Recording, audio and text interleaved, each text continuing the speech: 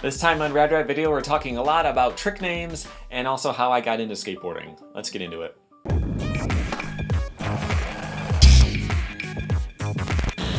Welcome to Rad Video, the channel where you can learn something new about skateboarding 3 times a week. Have a lot of different series that you can watch about your favorite pros, about video games. You can learn tricks on the shred school, all kinds of different things in the skateboarding world. But today we're doing a series called Ask Rad where I answer all of your questions. The first one today is from Mishy Claus, who says, in episode 54 of Shreddit Cards, Andrew Dellis does a front nose slide on a skinny ledge, but the judges count it as a backside nose blunt. He was clearly in front of the ledge. Does this count as a front nose or back nose blunt, and where do we draw the line in your opinion? So here's a clip that he's talking about. I think it's pretty clear that that's a nose blunt, and the reason why is because his wheels are sliding. That's the point of a blunt. It's like using the blunt edge of something, you know, like your wheels are just slamming down on it. So if your wheels are sliding, you have to call it a nose blunt because it's really not fair to consider that a nose slide. He's not really sliding on the nose anyway. So from that perspective, you can't deny that it's a nose blunt. But the problem that you're seeing there is that he approached front side, and yet they're calling it a backside trick. How is that possible? Well, consider if it was a different trick. So let's say it's a thin ledge or like a double-sided curb or something like this, and you approach it front side, you ollie over it and grind this side. So you can't call it a front side 5-0 because you're grinding with the ledge behind you. So you do an ollie over backside 5-0. That's what you would call it in that case. And with most of the other tricks, that's what you would say. You could like ollie over to backside Smith. Most of the time that makes perfect sense and no one's gonna think twice about it. But the problem is, considering that it's a nose blunt, that's already like an ollie over to nose slide the wrong way, you know? So to call it like an ollie over nose slide, it gets a little bit confusing. So in that particular case, it's a little bit tough to figure out what to call it. But the fact that the wheels are sliding means that it's definitely a nose blunt. The only question is when there's a rail. So if you got like especially if it's round, you're not either on top or on side, you could be kind of in the middle, you know. If you were to, let's say just a normal blunt, you roll up, you ollie over and land on the tail. When is it an ollie over tail slide and when is it a blunt slide? There is a little bit of variation there. And it just kind of depends, you know. It depends on how it looks. If they're really flat and it's clearly all the weight is on the tail, then it's different from being tilted up and looking more like a blunt. And in that case, it's just kind of what it looks like. So hopefully that helps. There's not always the perfect way to name every single trick because people don't do that often. You're not seeing that trick so often that we had to come up with a term for it. So it just is what it is. You could call it an ollie over nose blunt if it makes you feel more comfortable, I guess. All right, second question is from Video Games and Other Vices from YouTube.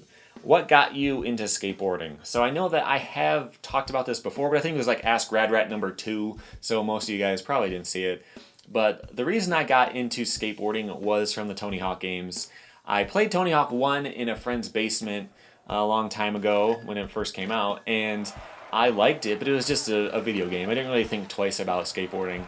But when Tony Hawk 2 came out, that really got me thinking about it. And here's how it worked. So the game was just amazing, so I wanted to play it all the time. And again, this was at a friend's house, different friend, but we were playing the game a lot and enjoyed it. But then we were unlocking the videos at the end. And that really changed it from being a video game to being like a skateboarding video game, you know, if that makes any sense. I had a skateboard when I was a kid. It was an old 80s like big fishtail board, but I didn't know anything about what tricks were. I didn't know, what an ollie or a kickflip was or anything like that.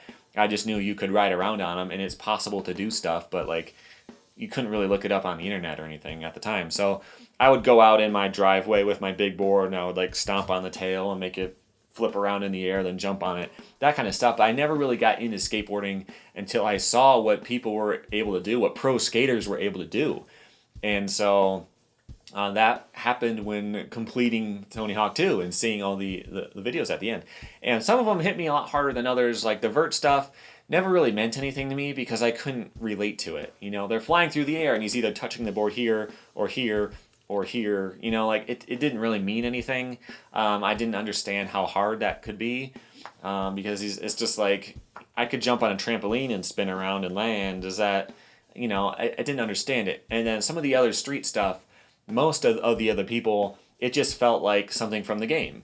This guy hit the X button and then he just jumped down some stairs. That's really easy to do in the game, so who cares? Which is, how I thought as a kid, I guess. And then the only one that really, really hit me was Rodney Mullen. So he was doing stuff in his video that you couldn't even do in the game, stuff that I couldn't even understand how it made sense. The trick that really hit me hard, the thing that probably got me into skateboarding alone, was seeing his Casper slides. That really blew me away. I had no idea how he was doing that, because in the game you can manual, you're balancing on the back of the board, but he was doing it with his board upside down and it was sliding along. I didn't even understand what was going on, but I knew I had just seen something, probably the most difficult thing I've ever seen a human do right there, and that blew me away that you could do something like that. And so the first thing I wanted to do when I got my own skateboard, my own modern one, it was from Kmart, but it was, a double tail modern skateboard, was try to learn Caspers. So I put my board upside down on top of my foot and I would just like flip it back over. And then I was trying to get into more Rodney Mullen stuff because I was so blown away by what I had seen from him. So that is what got me into skateboarding. And I think a lot of you have similar stories about the Tony Hawk series, or maybe even the skate series, getting you into skateboarding too. But let's get into the last question. This is from Ben W. It's pretty long one. He asks, what about trick names? Strawberry Milkshake, Alpha Flip, Beta Flip, Merlin Flip, just to name a few. I'm sure you know way more than I do. Many of them are just variations of existing tricks. An Alpha Flip is a backside 180 hospital flip, so why not just call it that? The original set of tricks that all of modern skating is based off of were named after what the board was doing or for who invented it. Heel flip is flipped with the heel. Caballero invented the caballerial, and so on and so forth. Nowadays, it seems like new tricks are just kind of named according to what's funny or random. There are no context clues within the trick name. I know with the introduction of YouTube, weird off-the-cuff tricks and what they're called can gain popularity quickly and people will know what you're talking about, but are those names accepted by the skateboarding originals? Will a major magazine feature a plasma spin and call it that in the caption? Lastly, will these trick names stand the test of time? Now that footage and knowledge is so widely accessible, does that secure the trick names for eternity? So I think the reason why newer names sound more ridiculous is for a couple of reasons. First, the tricks that people are inventing now are much further abstractions from something that you could name with a word. Every kind of single flip and that basic stuff has all been done. Now, if you're inventing a trick where you flip the board halfway around, you catch it, and you throw it back in the air, it's not going to be condensed in a descriptive word. It has to have some kind of name. But the second part is that a lot of old names have nonsense names. A lot of old tricks have nonsense names too. It's just that you've been hearing them for so long that you don't think of it anymore. So I came up with a short list of trick names that don't mean anything. Pop Shove It, Impossible, Rock and Roll, Varial, Hard Flip, Stale Fish, Eggplant, Manual. What does any of that stuff mean? Tell somebody, describe what an eggplant is to me on a skateboard and they don't ride a skateboard, they're going to have no idea what it means. So I think that a lot of trick names have always not made sense. It's just that we've gotten so used to it that we don't think about it. But the thing is, more complicated tricks need names too, because that's how you talk about them. That's how they grow. That's how they build.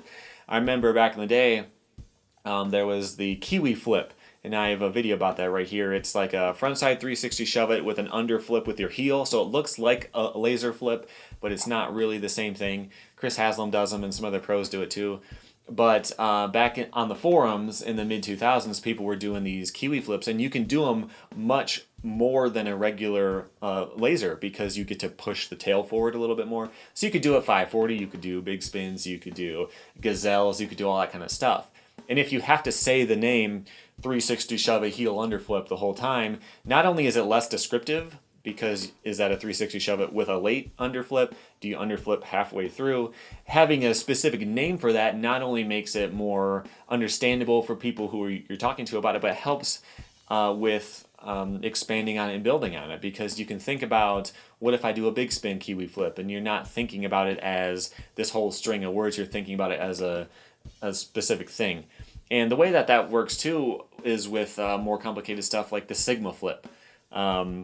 which is, you've seen this before, Chris Haslam does them. It's a varial half kickflip to nose Casper, shove it out all in the air.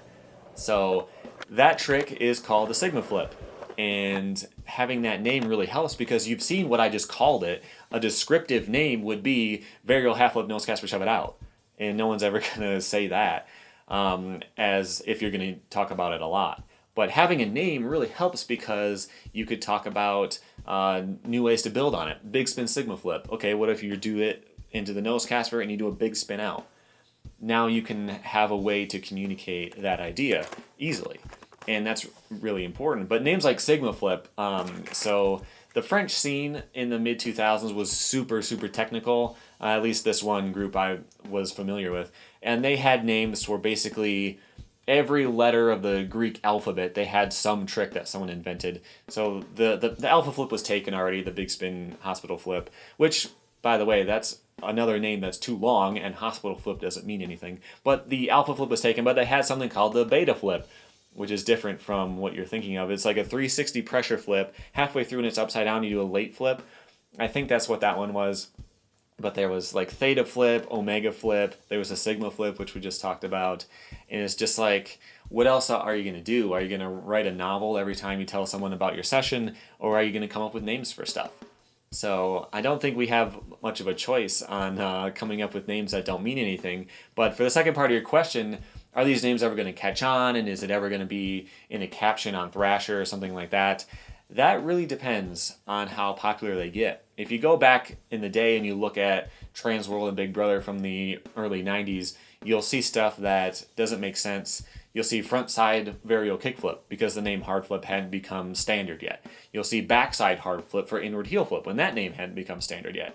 Go further back than that, you'll see descriptions of tricks that hadn't become common, doing stuff on the street. They'd have to describe how they got onto the handrail because no one really was thinking about that. So it just depends how popular it is. The main point of the caption is to explain to the reader what's happening in this picture. If a plasma spin becomes so popular that everyone knows what it is, then sure, they'll just put the name on there. But it won't. So if there's ever a sequence or a picture of a plasma spin in Thrasher, I have no doubt they will explain it. Which, by the way, if you don't know what it is, it's a frontside big spin that wraps around your foot like an impossible. I have a trick tip for it right here. It's a pretty cool trick, and I think it could make a pretty cool picture, but you just don't see it that often, and so, yeah, they would probably have to describe it. But for people who know what it is, it's a lot quicker to just say plasma spin than to write out a whole sentence. So hopefully that made some sense to you. I don't think that people are doing anything wrong by coming up with weird names. They've always been weird. It's just that there's so many other things are taken now, basically. So that's it for now. If you have questions for next time, you can go to radratvideo.com and you can submit through my Ask Rad Rat form on that page. You can also DM me on Instagram or Twitter. I have links to those in the description. But until next time, here's some more videos to check out. And you can also tap my logo on the screen right here to subscribe. And that way you can keep learning new things about skateboarding 3 times a week. Thanks for watching.